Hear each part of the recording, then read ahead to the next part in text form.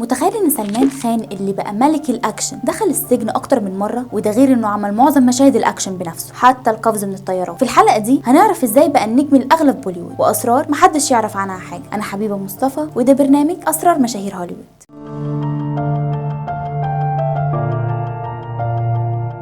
سلمان خان الراجل اللي خلى الاكشن يبقى هويه بوليوود، ومن اول ظهور ليه بدور بريم في افلام التسعينات الجمهور وقع في حبه. بس ورا الكاميرا سلمان عنده حكايات واسرار ممكن تخليك تشوفه بنظره تانية خالص. الحلقه دي هنتكلم عن سر قوته واخطر مشاهد الاكشن اللي عملها بنفسه واغرب حاجه عملها عشان الدور، وكمان ثروته اللي وصلت لارقام خياليه. سلمان اتولد سنه 1965 في مومباي، وهو ابن الكاتب الشهير سليم خان، وبدا التمثيل وهو عنده 23 سنه في فيلم باي واي هوتو ايسي، لكن ما خدش الشهرة غير مع فيلم مين بيار كيا سنة 1989 واللي عمل فيه دور بريم، وفضل الجمهور يناديه باسم بريم لسنين طويلة. النقلة الكبيرة كانت مع سلسلة ذا بانك واللي لعب فيها دور الشرطي تشولبول باندي، وقدر يعمل مشاهد الأكشن بطريقة خلت الجمهور يتصدم منه، خصوصا إنه كان بيمثل المشاهد دي بنفسه، وفضل يتدرب على القتال والملاكمة لمدة 6 شهور. لكن الشهرة الأكبر كانت مع فيلم بجرانجي بهجان واللي لعب فيه دور شاب بيساعد طفلة باكستانية ترجع لبلدها، وقدر يعمل مشاهد الدراما والأكشن بطريقة خلت الفيلم يكسر الدنيا في شباك التذاكر، وده خلى سلمان يبقى النجم الاول في بوليوود.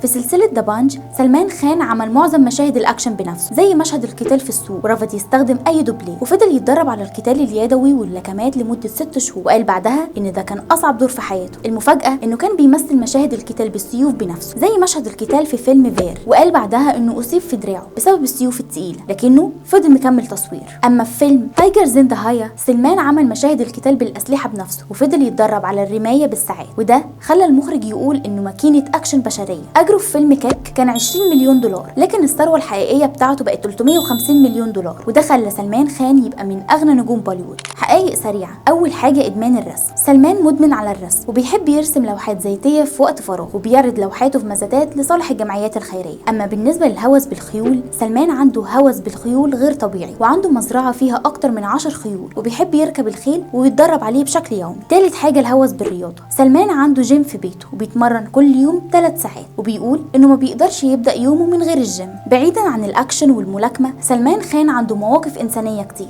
في موقف شهير سلمان بنى مستشفى في مومباي علشان يعالج الاطفال المصابين بالسرطان، وفضل يتبرع بجزء من ارباحه بشكل سنوي، وده خلى الجمهور يقول انه مش بس ملك الاكشن لكنه ملك القلوب كمان. ودي كانت حكايه سلمان خان الراجل اللي خلى الاكشن يبقى هويه بوليوود، واللي اثبت ان النجم الحقيقي هو اللي يقدر يعمل الاكشن والدراما بنفس القوه. ايه اكتر دور حبيته ليه؟ شاركنا في التعليقات، وما تنساش تعمل لايك وسبسكرايب وتفعل الجرس عشان يوصلك كل جديد عن نجوم بوليوود. هشوفكم الحلقه الجايه.